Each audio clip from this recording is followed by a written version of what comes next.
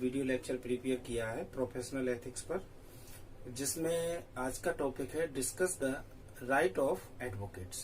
Professional ethics में एक अधिवक्ता के अधिकार क्या है, उनके संबंध में आज हम चर्चा करेंगे।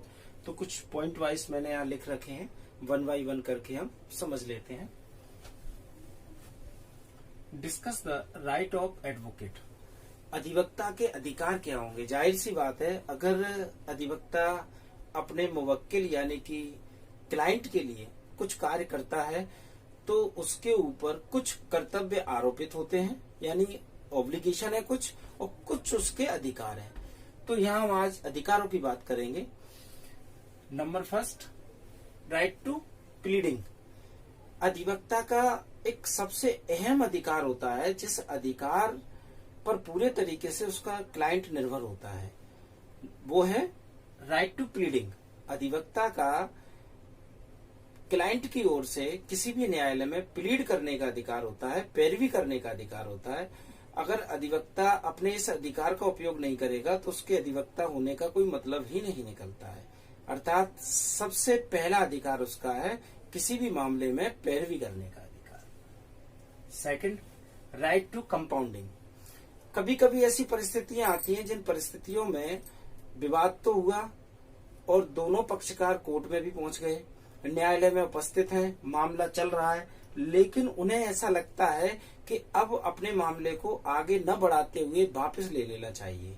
अर्थात कहने का तात्पर्य है कि जब दोनों पक्षकार समझौता करना चाहते हैं तो ऐसी स्थिति में अधिवक्ता को अपने पक्षकार की ओर से पूरा अधिकार होता है कि वो पक्षकार के पार्ट पर समझौता कर सकता है। Third, right to sitting in the court.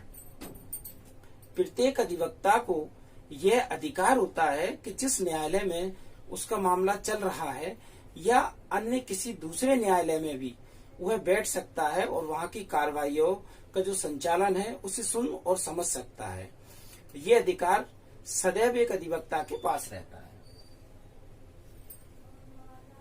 Fourth, right to inspection.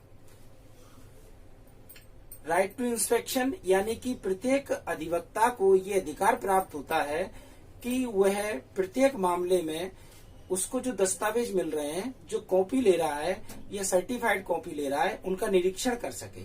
अर्थात प्रत्येक अधिवक्ता को अपने पक्षकार की ओर से पक्षकार के संबंध में उसके हित को ध्यान में रखते हुए प्रत्येक दस्तावेज का निरीक्षण करने का अधिकार होता है। Fifth, right to copy. किसी भी मामले में अधिवक्ता अपने पक्षकार की ओर से प्रतिलिपि न्यायालय से प्राप्त कर सकता है या सर्टिफाइड यानी प्रमाणित प्रतिलिपि भी प्राप्त कर सकता है, ये उसका अधिकार है। Sixth, right to brief.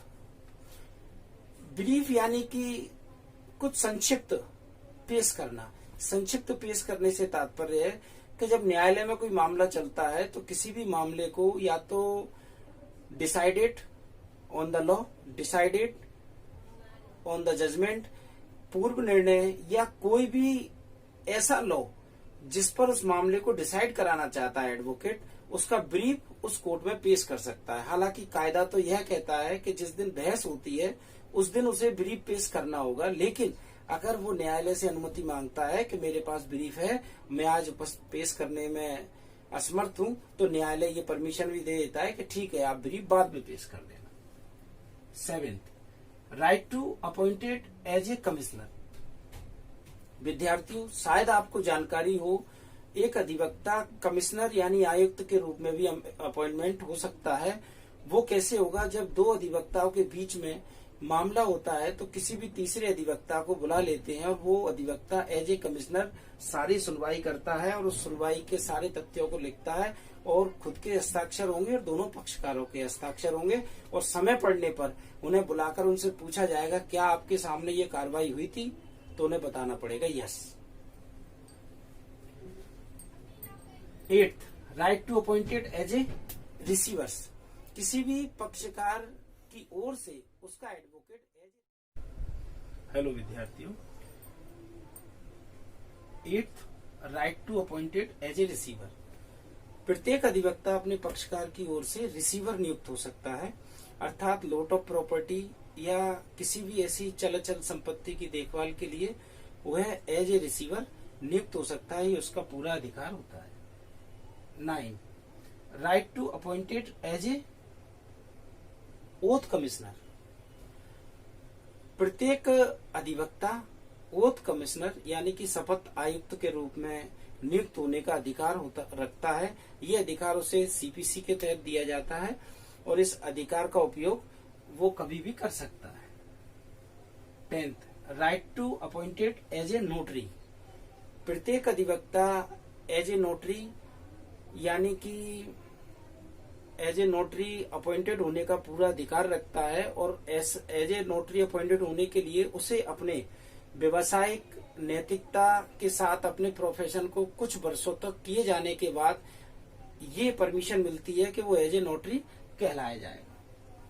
11 right to according to CPC order 3। दीवानी प्रक्रिया संहिता के आदेश 3 में बताया गया है कि अधिवक्ता को और भी कुछ अधिकार हैं जो कि सीपीसी में दे रखे हैं और वो सीपीसी के सारे अधिकार जो कि आदेश 3 में बताए गए हैं उनका उपयोग भी कर सकता है। विद्यार्थियों, आज का मेरा वीडियो लेक्चर यहीं समाप्त होता है और आपके हित को ध्यान में रखते हुए आगे भी आपको मेरे वीडियो लेक्चर प्रोवाइड होते रहेंगे और कॉलेज की वेबसाइट पर अपलोड होते रहेंगे।